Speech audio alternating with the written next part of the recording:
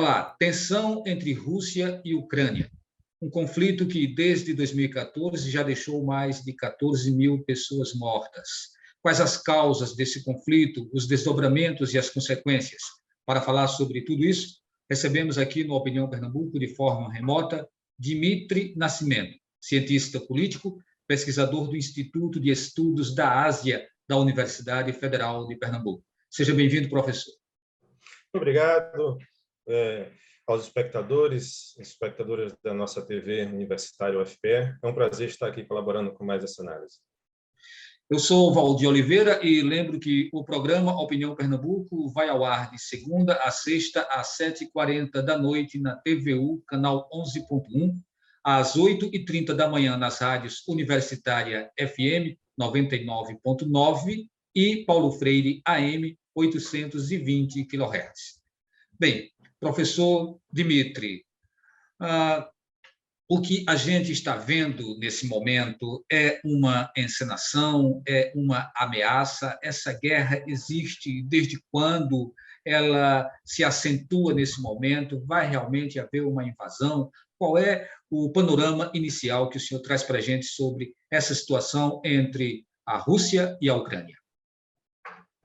Caro Valdir, eu gostaria de ver de outra maneira. Então, acho que ninguém sabe quando realmente se vai haver uma invasão ou não, mas eu acho que antes disso nós temos que ter como base, né, o que ocorreu nessas últimas décadas, principalmente, né, após a queda da União Soviética, na década de 90, com a formação da Federação Russa, havia-se um acordo entre a OTAN, né, com os Estados Unidos e a Federação Russa. E nesse acordo, né, estava claro, principalmente de 1997, de não expansão das tropas da OTAN no leste europeu. A não expansão de todo desse equipamento, de toda essa infraestrutura de segurança no entorno estratégico da Federação Russa. Mas isso acabou não ocorrendo, né? Não acabou não ocorrendo. Vários países, 12 países foram os países fundadores da OTAN, formado principalmente no combate ao bloco soviético, né? Posteriormente, forma-se o Pacto de Varsóvia. O Pacto de Varsóvia não existe mais, porém a OTAN existe. Então, para nós vermos esse conflito, Valdir, nós temos que ver a dinâmica com que a OTAN foi admitindo novos países na sua estrutura, né? Então, esses novos países, principalmente os estados bálticos, com Letônia, Estônia e Lituânia, posteriormente a Polônia, né? A Hungria. Então, ou seja, todos esses países estão no entorno estratégico da Federação Russa e você é um objetivo político muito claro da OTAN, né? De fazer, na realidade, cercar a Rússia com uma estrutura de potencial militar muito grande, muito forte. Ou seja, pelo contrário, nós estamos vendo, eu vejo de uma outra forma, assim, podemos observar que essa parte defensiva, né, é uma parte defensiva que tem uma narrativa, tem um discurso, mas há uma base histórica da política externa russa, que está observando, já que o país não tinha tanta potencialidade na década de 90, hoje bastante diferente, né, na sua modernização das suas forças armadas, mas essa expansão da OTAN permanece acontecendo com um orçamento bem vultosos, né, para esses países que aceitam ser parte da OTAN. Nós vamos falar sobre os diferentes interesses ao longo ainda do programa, mas para segmentar, vamos começar primeiro trazendo essa questão dos interesses da própria organização do Tratado do Atlântico Norte.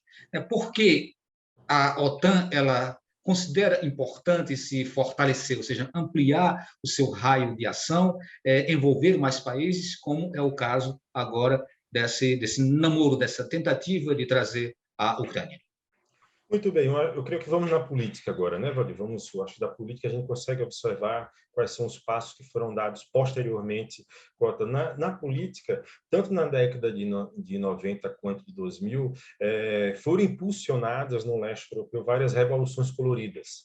Essas revoluções coloridas eram grupos financiados, boa parte por entidades americanas ou da própria União Europeia, para grupos que se intitulavam pró-democracia, mas na realidade eram grupos que queriam fortalecer, tomar o poder no país e direcionar a sua política para ou a União Europeia ou a OTAN, ou os dois ao mesmo tempo. Foi o que aconteceu com a Ucrânia, né? Então, a OTAN, nesses últimos anos, assim como a política externa americana, tem investido com orçamentos, né, principalmente depois de 2014, com orçamentos prioritariamente em segurança e investimentos militares, né, infraestrutura, assistência militar, né, treinamentos, armamentos para países que entram nessa organização, né? Ou seja, a Ucrânia é apenas um aspirante, e essa é a questão principal, né? A questão principal entre a OTAN e a Rússia hoje é a não aceitação aberta que a Federação Russa faz com que a Ucrânia ela entre na OTAN. Imagine tropas da Federação Russa com foguetes, com ogivas nucleares em Cuba. Isso já aconteceu na década, não é? Olha que conflito o mundo poderia ter, né, na crise dos mísseis. Imagina tropas russas na Nicarágua ou na Venezuela. Então nós estamos vendo um forte jogo da OTAN, né, fazendo com que sua influência seja além da política. Primeiro a política e depois militar. Já que os dois principais expoentes financiadores da OTAN, os Estados Unidos têm praticamente um quarto do financiamento da OTAN é americano. Você vê uma política de Joe Biden, presidente americano, com uma baixa popularidade no seu país, né, com uma inflação a maior inflação em 40 anos. Você tem uma situação do Boris Johnson, primeiro-ministro da Inglaterra, também por um processo de impeachment, né, que pode acabar acontecendo. Ou seja, os países que estão com um discurso mais beligerante, nesse caso da OTAN, né, você consegue ver uma outra visão dentro da própria OTAN, que é da França e da Alemanha, que estão fazendo negociações paralelas. Né? Você vê a presença do Macron com negociações com Putin e com o novo primeiro-ministro da Alemanha, que também irá fazer essa reunião nesse princípio de dizer, ó, a Europa está dividida nesse sentido. Não há uma coesão, né? Não há uma coesão da qual a OTAN há de entrar em guerra por qualquer motivo. Está claro que a OTAN não aceita uma invasão russa na Ucrânia. Isso é consenso dentro da OTAN. E, ocorrendo isso, né, irá haver retaliações. Quando o senhor fala num momento de crise nos Estados Unidos, com inflação alta, a questão da popularidade do Boris Johnson, esses argumentos eles podem ser utilizados para se fazer uma cortina de fumaça, utilizando-se exatamente esse pretexto, isso como prerrogativa para que esse conflito ele se acentue ao invés de ele se dissipar? Eu acho que é interessante nós percebermos a dinâmica interna, né? Como que a política externa americana ela vem desde o ano passado num dos maiores fiascos de sua história, que foi a invasão do Afeganistão, né? Uma invasão custosa tanto no Afeganistão quanto no Iraque, né, que custou por baixo 2 trilhões de dólares, segundo os próprios analistas, e essas invasões desgastou muito, né, a política externa americana. Ou seja, é preciso um outro fronte, né, uma outra iniciativa de guerra. E os Estados Unidos hoje aponta para duas principais frentes. No leste europeu, com a Ucrânia, nesse debate da qual nós estamos debatendo hoje, e a outra no Mar do Sul da China, com base ali em Taiwan. Então, nós temos uma situação que a política externa americana, já que ela vem de uma grande derrota e não consegue apresentar para a sua opinião pública um fator de vitória, ou seja, então, precisa se criar um sentimento de instabilidade. Um sentimento exatamente há princípios de guerra. Mas nós estamos falando de um país com armas nucleares, não estamos falando de qualquer outro país, esse tipo de conflito.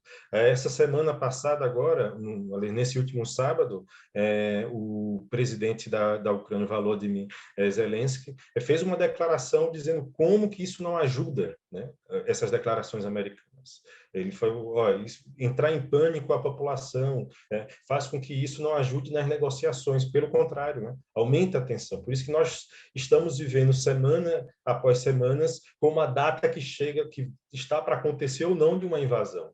Você é uma narrativa, você é uma guerra de propaganda, né, muito agressiva nesse sentido. É muito insano tudo isso, não é, professor? Mas vamos entender agora também a posição da Ucrânia. Né? A Ucrânia ela se coloca numa tendência a entrar, né? De repente fazer parte desse bloco da OTAN. Quais os interesses da Ucrânia nisso? Né? O que ela poderia tirar de positivo para ela com essa ação? Primeiramente, a Ucrânia ela vem de uma instabilidade desde entre 2013 e 2014, quando começam-se as manifestações contra o governo do presidente Viktor Yanukovych. Após o golpe na Ucrânia em 2014, até 2014, a situação interna política na Ucrânia se resolvia nas eleições. Havia grupos partidários que eram mais União Europeia, mais OTAN, mais pró-ocidentais, e havia grupos mais a favor de uma política externa mais voltada para a Federação Russa ou para a China. Ou seja, isso se resolvia nas eleições. Mas após 2014, ficou impossível se resolver a situação.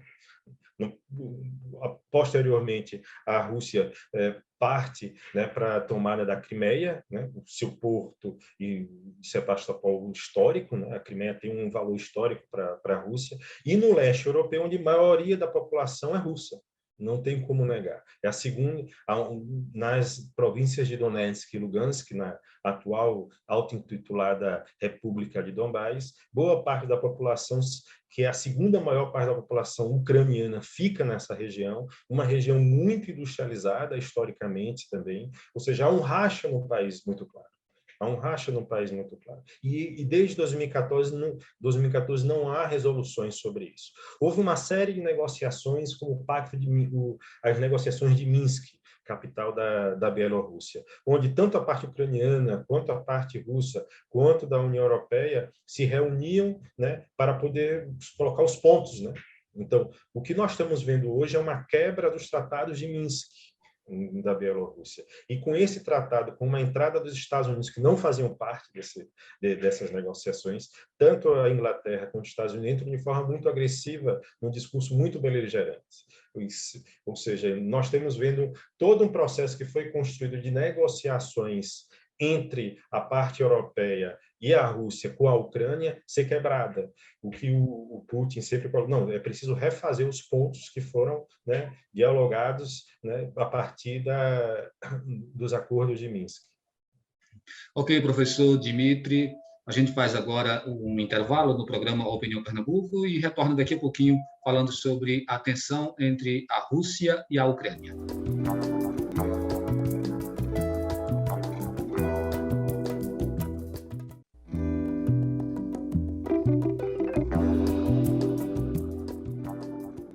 Estamos de volta com o programa Opinião Pernambuco, conversando com o professor Dimitri Nascimento, cientista político, pesquisador do Instituto de Estudos da Ásia da Universidade Federal de Pernambuco. O tema de hoje, tensão entre a Rússia e a Crimeia. E vale uma observação. O nome Dimitri, ele coloca algumas dúvidas, então passo a palavra para o professor se explicar, para que não dê a impressão de que o professor esteja mais para o lado da Ucrânia, da Rússia. Então, professor, está com você a falar. Não, muito bem. Eu acho que a literatura russa, né, deixou com muitos atores importantes, deixou uma influência nos nomes do país também. Né? Então, muitos nomes russos foram colocados. Mas também é um nome que natural tanto da Ucrânia quanto russo também. Então, não há problema nesse sentido. Mas tem uma linhagem, tem uma descendência, né? Não, minha descendência é nordestina mesmo. É? Ah, ótimo. Então é da Silva. Bom, professor, vamos retomar, né? Falando de uma coisa muito séria, a gente tem que dar uma descontraídazinha mesmo para poder suportar, né, tanta insanidade nesse mundo maluco.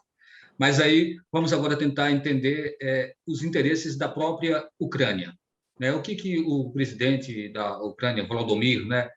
O que é que ele pensa? Né? Por que ele quer que a Ucrânia ela continue separada, que ela continue independente, um país independente, que ela não volte novamente a fazer parte daquilo que era chamado de União Soviética, né, ou a Rússia de antigamente. Eu queria voltar um pouco atrás, que o ano de 2013, 2014 foi um ano realmente de ruptura, né? Após o golpe contra o presidente contra o presidente Viktor Yanukovych. O Zelensky, o atual presidente da Ucrânia, né? Nós temos que observar que a Ucrânia ela está se endividando. Essas assistências militares não são assistências de graça. Você há um impulsionamento de só no orçamento militar dos Estados Unidos, é uma informação aberta que todos podem ver, foi um orçamento de 300 milhões de dólares. O orçamento americano para a defesa foi aprovado no Congresso de 715 bilhões de dólares. Ou seja, um orçamento 12 vezes maior do que o da Rússia. Se nós formos pegar o orçamento dos Estados Unidos para a Rússia, não há comparativo. Não há comparativo. Só para a iniciativa Defesa Europeia, criada em 2014, foram 4 bilhões de dólares. Você vê para os países bálticos, 150 milhões de dólares. Nós temos uma série de investimentos maciços no complexo militar industrial. Então, para a Ucrânia, ela se vê num sentido, ela quer entrar na OTAN, porém não tem uma estrutura para poder entrar. Ela quer entrar como aspirante na União Europeia, mas não tem uma estrutura econômica para poder entrar na União Europeia, porque praticamente os seus laços, a sua estrutura econômica está voltada para o leste europeu. A Rússia sempre colocou que o leste europeu é diferenciado a União Europeia já está em outro nível econômico, né? Então, se você perde a sua moeda, se você perde o seu controle da sua moeda, esses países não têm condições de perder.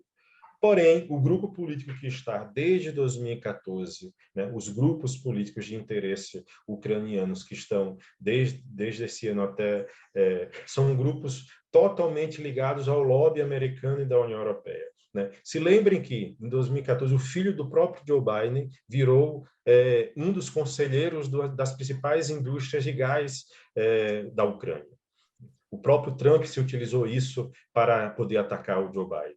Existem interesses muito fortes, principalmente do Partido Democrata americano, na Ucrânia. E esses interesses eles passam a se tornar mais vigentes quando boa parte das obras de energia e gasodutos russos chegam na Alemanha. Você há, então, interesses, né? A União Europeia, ao mesmo tempo, ela não abraça de forma imediata as pautas da OTAN, e a OTAN ela passa a ficar cada vez mais agressiva com um objetivo econômico muito claro, né? Acabar com essa interação energética entre a Rússia e a União Europeia. Esse é o principal objetivo, Valdir, nesse momento. Não por acaso o preço do petróleo, né, hoje, do ano passado para hoje, nós estamos batendo o preço do petróleo do barril de 80 a 90 dólares. Desde o começo dessas tensões, você há uma cedência constante, né, nessas variações no mercado. E o presidente Vladimir Putin continua com toda a sua resistência, né, colocando os tanques e soldados nas fronteiras da Ucrânia, fazendo toda uma mobilização com uma mensagem, com um recado muito claro, que é o de que pretende reanexar a Ucrânia. Por que Putin está defendendo isso com unhas e dentes? Caro Valdir, a Ucrânia é um país soberano, tem sua própria constituição, tem seu próprio parlamento. Não é uma anexação assim, de forma imediata, porque nunca houve isso na realidade. Sim, sim. Ou seja, o que é no leste europeu, que é a República Donetsk, com os Donetsk e Lugansk, que há população russa majoritariamente, como havia falado. E hoje não participa mais do processo interno do país. É uma parte realmente separada do resto do país. A integração houve posterior com a Crimeia também, com a integração com o território russo. Mas o que é de importante enquanto política externa russa, Valdir? Existe uma defesa do entorno estratégico, né? Entorno geográfico da Rússia no leste europeu, pelo fato que o país tem passado por uma série de invasões ocidentais. Esse é um peso muito forte, né? Invasões napoleônicas, invasões nazifascistas. E hoje, né, uma proximidade da OTAN. Para o imaginário de qualquer político russo, isso não é normal, isso há um objetivo. Né? Imagine ogivas nucleares com foguetes aproximados a chegar em Moscou de forma muito rápida, cada vez mais rápida. Já há essa estrutura na Polônia. Imagina uma estrutura dessa da OTAN na Ucrânia. Isso se chama praticamente a prioridade da política externa. A Rússia hoje é a defesa, né? De uma certa forma, ela olha para o leste europeu e volta-se também para a Eurásia, volta-se para o Oriente, fortalecendo os laços com a China, fortalecendo os laços com outras formas de cooperação econômica no centro asiático, com a nova Rota da Seda. Porém, a política externa russa ela se volta a ter mais frutífera no Oriente, já que no Ocidente, no seu fronte Ocidente, você é uma série de desestabilização com a relação com a OTAN e com os países que entraram no tratado. Esse é o principal fator nesse momento de desestabilização. O que um presidente brasileiro como o Bolsonaro foi fazer na Rússia, vai fazer na Rússia, num momento como esse, né? Um presidente que tem um discurso tão combativo e até agressivo contra o comunismo, ou seja, ele está indo exatamente para uma das maiores representações do comunismo no mundo, que é a Rússia. Muito bem, assim como tudo que há nesse governo, tudo é desastroso, né? Uma política externa desastrosa, aliás, uma falta de política externa, já que política externa é uma política pública. Nós não temos uma direção clara, nós temos um alinhamento automático com os Estados Unidos, ou seja, foi no governo Trump, o governo se volta-se a esse alinhamento subserviente, e hoje funda-se uma outra linha, que é a linha do alinhamento automático com a extrema-direita, com o que há de mais conservador nos Estados Unidos. Ou seja, parece que o Trump ainda continua mandando na política externa brasileira. Ao contrário da Argentina, você vê o presidente Alberto Fernandes foi para a Rússia para poder fortalecer os laços farmacoquímicos, já que as vacinas na Argentina era a Sputnik. O presidente argentino foi para a China, entrou na nova Rota da Seda. Hoje a Argentina é um país latino-americano que se reaproxima tudo aquilo que o país deixou de fazer nesses últimos anos. Uma ida agora para a Rússia é aquela coisa, nós nunca sabemos qual é o objetivo, porque nada está claro. Numa negociação, você vai numa negociação para trazer algo para o país. Ninguém sabe o que vai trazer, porque é uma agenda vazia. Uma agenda vazia não pode trazer nada. Professor, infelizmente a humanidade, né, sobretudo os civis, não tem nenhum tipo de participação, não é chamada para discutir as finalidades de uma guerra. E as consequências elas são sempre muito desastrosas para todo mundo, né, sobretudo para os civis, que exatamente não são chamados para isso. A gente já está encerrando o programa. Qual é o seu sentimento? Qual é a sua expectativa? Né? O que a gente pode esperar nesse momento tão tenso, que deixa de ser um problema exclusivo da Ucrânia e da Rússia e passa a ser um problema do mundo inteiro? Estamos vivendo ainda no período pandêmico, um período onde nós estamos tendo perdas significativas, cada vez maior, né, com a pandemia Covid-19. Uma guerra nesse sentido, né, seria um outro desastre para a humanidade. Nós estamos falando de nações que têm armas nucleares em quantidades abundantes. Eu acho que uma guerra nesse sentido, em qualquer lugar, vimos o que aconteceu no Afeganistão, como o país ficou depois de 20 anos, vimos o que aconteceu com a Síria, né, após tentativas constantes de uma guerra civil que vem desde a Primavera Árabe. Nós temos focos de conflito cada vez maiores no mundo. E o leste europeu hoje apresenta um dos focos de maior perigo, para dizer assim, para a própria humanidade. Uma guerra civil que está entre um território dentro da própria Ucrânia pode se disseminar para várias outras partes do globo. Esperamos que a gente passe esse período, né, um período pandêmico, e que as pessoas se vacinem, as crianças se vacinem, e que nós pensamos melhor o significado de paz mundial, já que as grandes nações ocidentais não estão pensando em paz mundial. Reverter os orçamentos militares em armas nucleares, principalmente isso. Ok, nós acabamos de conversar com o professor Dimitri Félix, da Universidade Federal do Pernambuco. O tema de hoje foi tensão entre a Rússia e a Crimeia. Eu sou o Valdir Oliveira, agradeço a participação de todos e todas. Muito obrigado e até o próximo encontro.